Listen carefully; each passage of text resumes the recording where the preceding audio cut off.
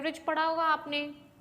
यहाँ पे 1 2 3 अगर ऐसे कॉन्जिक्यूटिव दिया है, एवरेज क्या होता है, इन सबको ऐड कर देते हैं, चाहे ये कोई भी हो। 1 2 3 है यहाँ पे, इन सबको ऐड कर दो कितना आएगा बेटा, 6 आएगा। और ये एलिमेंट कितना है, एलिमेंट यहाँ पे सम ऑफ द नंबर्स, और यहाँ पे नंबर का एलिमेंट कितना है वो, तो 3 नंबर है ना, 1 2 3, तो उसको सिंपली हम लोग 3 से डिवाइड कर देंगे, तो 3 2 यानी कि 2 इसका एवरेज हो गया ये नंबर का। ठीक होगा हमने।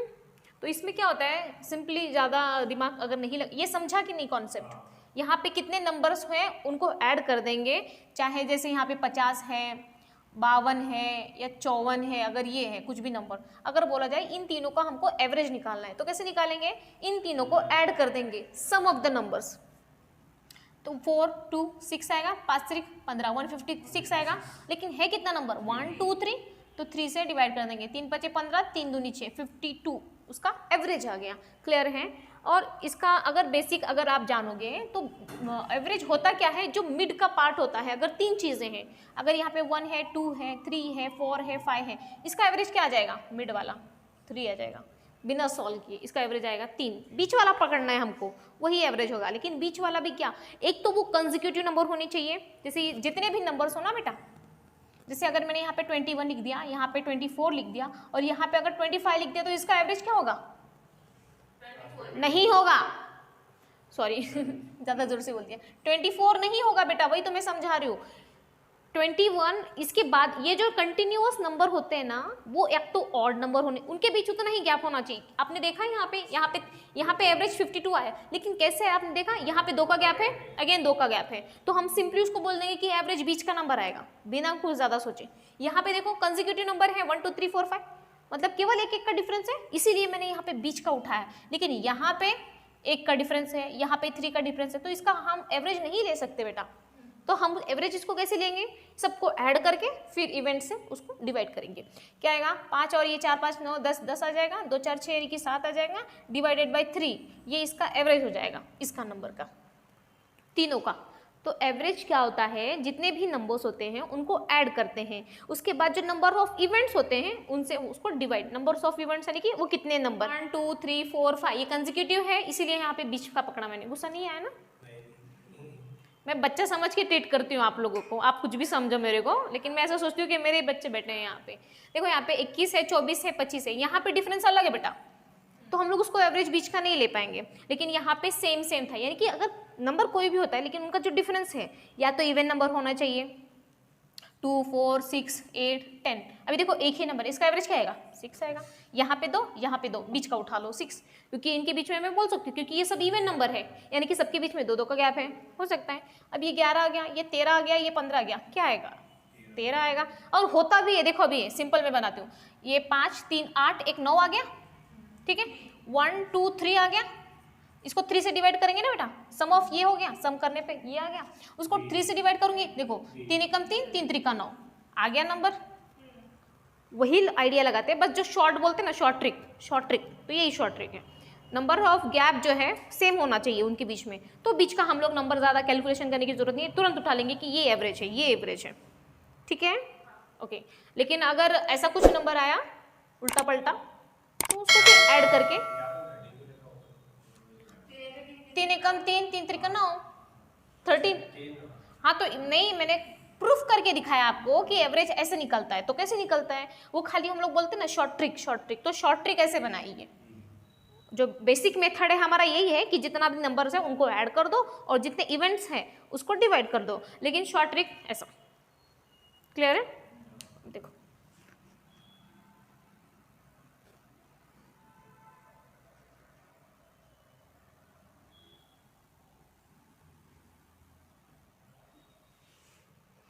अभी देखो 3 chairs and 5 tables were bought यानी कि खरीदा है उन्होंने, ठीक है, 3 चेयर खरीदा है, 5 टेबल खरीदा है। कितने रुपए में खरीदा बेटा, 8280, ठीक है। फिर यहाँ तक पूछा, okay. If the average price of a table, खाली टेबल की बात की गई है, अगर उसका जो एवरेज प्राइस है टेबल का 1227 है, ठीक है, find the average price of chair. अब उसने दोनों का मिक्स करके दिया है, ये क्या है, इतना अमाउंट क्या है, टेबल और प्राइस, टेबल और चेयर का दोनों को ऐड करके दिया उसने टोटल। लेकिन वो बोल रहे हैं कि टेबल के लिए इतना है तो चेयर का कितना होगा, तो हम लोग निकाल सकते हैं। इसने बेटा यहाँ पे एवरेज दिया है, यहाँ पे कितने का, 5 टेबल से। किसका दिया है इसने, एवरेज प्राइस ऑफ टेबल का दिया है, टेबल का दिया है। टेबल कितने, 5 हैं, 5 का एवरेज दिया है, एवरेज इक्वल टू 1227 दिया है, ठीक है। 5 का एवरेज दिया है, जब 5 का एवरेज दिया है इसका मतलब कि ये 5 है ना, इसको यहाँ पे मल्टीप्लाई करना पड़ता है हम लोगों को। किसी भी चीज़ का अगर एवरेज दिया है, जैसे मैं यहाँ पे बोल रही हूँ और 2, 4, 6, इन तीनों का एवरेज क्या आएगा, यहाँ पे 4 है। 4 is the average of numbers. इसका मतलब क्या हुआ, देखो इसमें इसने कहानी उल्टा बताया है। मैंने आपको पहले क्या समझाया कि यहाँ पे आपके नंबर्स दिए हैं, एव्हरेज कसं काढता आपण हे सांगितले, पण ह्याने ऑलरेडी एव्हरेज काढून दिलेलं आहे, आपल्याला नंबर शोधायचा आहे। कळतंय मी क्या बोलते बेटा, समझ रहा है ना। उसने एवरेज बोल दिया हमको कि एवरेज इतना है। हमने बेसिक में क्या सीखा कि अगर इतने नंबर्स हैं तो उनका एवरेज कैसे निकालते हैं वो मैंने बताया, लेकिन इसने ऑलरेडी एवरेज दे दिया है कि एवरेज इतना है। जब एवरेज दे दिया है तो हमको नंबर निकालना पड़ेगा, तो जो भी नंबर निकलेगा इसमें से माइनस कर देंगे। ये पूर्णच है ना, ये टेबल आणि चेयर दोनों का है। तो हम लोग पहले फाइंड करेंगे कि टेबल का पैसा कितना है, लेकिन ये एवरेज का बोला, ये पूरा नहीं बोला, ये 5 टेबल का एवरेज है वो। तो जितना भी एवरेज होगा ना उसके अंदर 5 का मल्टीप्लाई करोगे तब उसका एक्चुअल अमाउंट आएगा, यानी कि 5 टेबल को कितना पैसा लगा है वो आएगा वहाँ पे। फिर जितना भी आया ये पूरे का है, फिर 5 टेबल का अगर जितना आया उसमें से अगर हम लोग माइनस कर देंगे तो बचा हुआ अमाउंट किसका होगा, चेयर का होगा। बस वही करना है, समझ रहा है कहानी, समझी। तो यहाँ पे जैसे अभी बोला सिंपल मैंने बताया कि 2, 4, 3, यहाँ पे कुछ भी नंबर है, यहाँ पे सपोज मैंने बोला ऐसे 2, 4, 6 या फिर कुछ भी बोलो आप, बोला है कि ये 4 क्या है, एवरेज है, किसका है। जैसे यहाँ पे सिंपल बोला ना, if the average price of a table is this, तो यहाँ पे नंबर्स ऑफ टेबल्स हमको ऑलरेडी दे दिया गया है। हाँ, अगर 2 का एवरेज इतना है तो टोटल नंबर क्या आ जाएगा, 4 × 2, जो भी नंबर आएगा ना बेटा उसमें उसको मल्टीप्लाई करना है। जैसे कि एवरेज प्राइस बोला है, टेबल का बोला है, टेबल्स का नंबर कितना है, 5 है, तो मैं 5 का मल्टीप्लाई करूंगी। लेकिन अगर ये बोला होता कि ये एवरेज प्राइस है चेयर का, तो मैं 3 का मल्टीप्लाई कर देती। क्लियर है।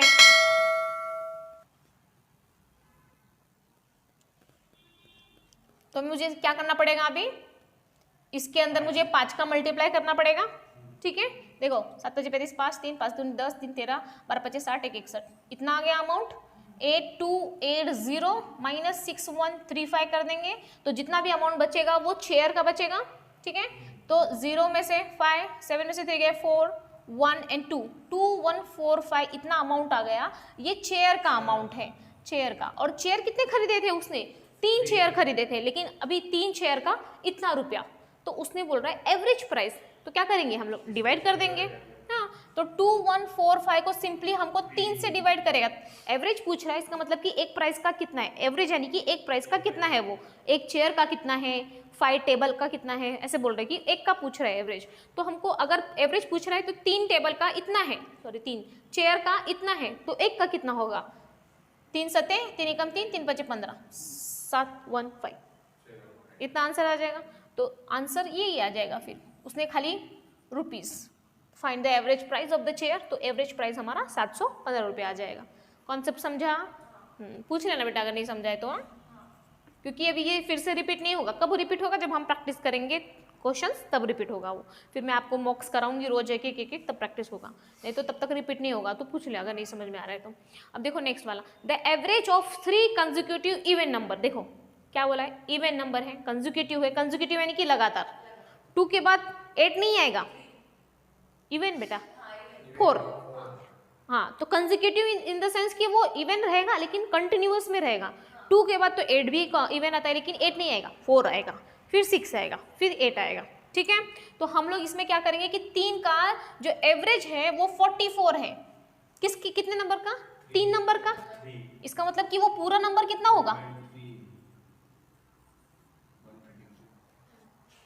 एवरेज बोला। एवरेज मैंने क्या बोला कि वो बोल रहा है कि 3 का एवरेज है, यानी कि पूरा अगर हम लोग यहाँ पे ऑलरेडी उसने बोला है, एवरेज निकाला है उसने, ठीक है। यहाँ पे बोला है कि 3 जो कंसेक्यूटिव नंबर है, यानी कि 3 नंबर, कोई भी नंबर है, 3 नंबर है वो कंसेक्यूटिव, उनका एवरेज उनको ऐड करने पे, जैसे मैंने बोला ना जो भी नंबर्स है उनको ऐड करने पे मैंने 3 से डिवाइड किया, तो ये आना चाहिए उनका कहने का मतलब। सपोज वो 3 नंबर यक्स है, हम लोग कैसे निकालते हैं, यहाँ पे सपोज x है, y है, z है, ये 3 कंसेक्यूटिव इवन नंबर है, अगर आप समझ लो ऐसा, यहाँ पे लिखते हूँ मैं, सपोज ये x y z क्या, ये 3 कंसेक्यूटिव इवन नंबर है, ठीक है, तो उनका क्या बोल रहा है, वो एवरेज है 44 इंटू 3, यानी कि 44 तो है लेकिन वो 3 नंबर है ना, हम लोग क्या करते थे 3 नंबर से डिवाइड करते थे ना एवरेज निकालने के लिए, तो यहाँ पे जब नंबर पूरा पूछ रहा है तो यहाँ पे हम लोग मल्टीप्लाई कर देंगे 3 का, तो हमको x y z का पूरा नंबर 132 आ जाएगा, यानी कि x y z को जब आप ऐड करोगे इन तीनों नंबर को तो 132 उसका आंसर आना चाहिए, ठीक है। लेकिन अगर हम लोग समीकरण एक ही है, क्वाड्रेटिक इक्वेशन हमने पढ़ा है, जब एक वेरिएबल होता है तो एक ही इक्वेशन होना चाहिए तो हम निकाल पाएंगे, अगर 2 वेरिएबल होता है x और y तो हमको 2 इक्वेशन चाहिए, 3 निकालना है तो 3, यहाँ पे अगर हम अलग अलग लेंगे बेटा x y z तो हमको 3 इक्वेशन चाहिए, लेकिन यहाँ पे तो एक ही इक्वेशन चाहिए है यहाँ पे, क्योंकि खाली इतना ही बोला, आगे तो बोल रहा है कि फाइंड द स्मॉलेस्ट, मतलब कुछ क्लू नहीं दिया है उसने, तो अगर हम इस सेंटेंस से बनाते हो यहाँ तक तो खाली हमारा एक ही इक्वेशन बनता है, तो क्या हम इनका आंसर निकाल पाएंगे, इक्वेशन एक है, वेरिएबल एक्स वाई जेड 3 है, तो आंसर मिलेगा आपको, नहीं मिलेगा यहाँ पे, तो हमको क्या करना है, खाली एक ही इक्वेशन बनाना पड़ेगा, इसका मतलब एक्स वाई जेड जो है ना उसको खाली एक ही वेरिएबल के फॉर्म में लिखना पड़ेगा, तो वो कैसे लिखेंगे, हाँ तो एक ही इक्वेशन बनाना पड़ेगा, है कि नहीं, तो एक इक्वेशन कैसे बनाओगे आप, इवन नंबर 2 4 6 यही होता है ना कंसेक्यूटिव, तो मैं इसको क्या कर दूंगी x प्लस 2 x प्लस 4, क्या है ये समझ में आ रहा है, सपोज अगर ये x2 है तो ये 4 हो जाएगा, ये 6 हो जाएगा, अगर x की वैल्यू में 2 करती हूँ, ठीक है, तो नेक्स्ट नंबर क्या आना चाहिए जो भी यहाँ पे, तो 2 में 2 ऐड किया तो 4 आएगा, फिर अगर यहाँ पे x की वैल्यू अगर मैं 2 पुट करती हूँ, 2 में 4 ऐड किया तो 6 आया, समझा, तो पर्टिकुलर खाली पढ़ा होगा आपने, याद आया कि नहीं, 10वीं 12वीं में पढ़ा होगा ना ये, तो ये मैंने x प्लस 2, आपको 2 भी हो सकता है, 3 भी हो सकता है, कुछ भी हो सकता है वहाँ पे नंबर, तो हम लोग इसके फॉर्म में ले लिया, क्योंकि इवन नंबर 2 का गैप होता है, राइट ना, तो ये भी इवन नंबर है, ये भी इवन नंबर है, ये भी इवन नंबर में भी 2 का गैप होता है, ऑड नंबर में भी 2 का गैप ही होता है, तो हम इस अगर ऑड नंबर आपको बोला गया कि कंसेक्यूटिव ऑड नंबर है तो भी आपको यही लेना है, x प्लस 2 x प्लस 4, ठीक है, अगर आपको बोला जाता है कि कंसेक्यूटिव इवन नंबर लेना है तो भी आपको यही लेना है, x प्लस 2 x प्लस 4, ठीक है, दोनों में, क्योंकि सिंपली देखो दोनों में भी वही गैप आता है, 11 और 13 के बीच में 2 का गैप है, 13 और 15 के बीच में 2 का गैप है, ये ऑड नंबर हो गए, 10 और 12 के बीच में 2 का गैप है, हर कंसेक्यूटिव इवन नंबर, हर कंसेक्यूटिव ऑड नंबर के बीच में 2 का गैप होगा, क्लियर।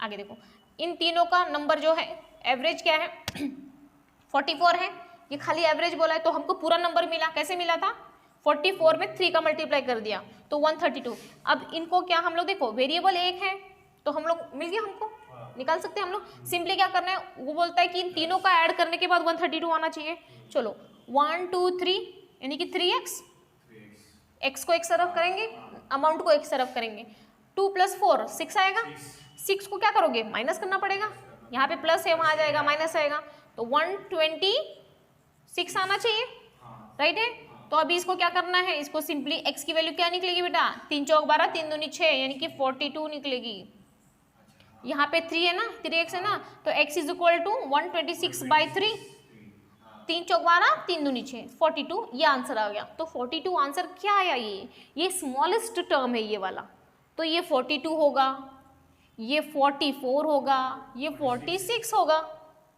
क्लियर है ना, यही नंबर है ना, खाली मैंने कुछ नहीं किया, x की वैल्यू पुट किया यहाँ पे, अगर x में 42 लेती हूँ, x प्लस 2 यानी कि 42 प्लस 2 44, 42 प्लस 4 46, क्लियर है। अब इसमें देखो अगर ये कंसेक्यूटिव इवन नंबर है, अगर आप सिंपली शॉर्ट ट्रिक से आप सोचोगे तो बीच का नंबर एवरेज बनेगा ना, क्योंकि सभी नंबर के बीच में गैप 2 का है, तो 44 एवरेज बना 44, हमने क्रॉस चेक भी कर लिया कि राइट है या रॉन्ग है, क्लियर आ गया।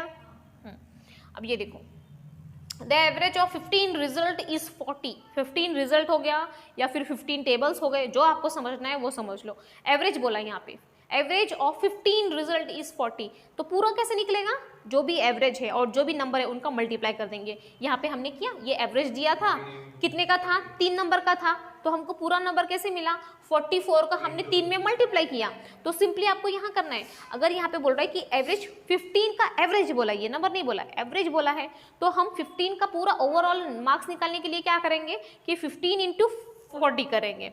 तो टोटल हम लोग निकालें यहाँ पे, टोटल मार्क्स ले लो, जो भी समझना है आपको वो समझ लो। तो टोटल क्या निकलेगा बेटा, 15 चौके 60 यानी कि 600 आ गया टोटल।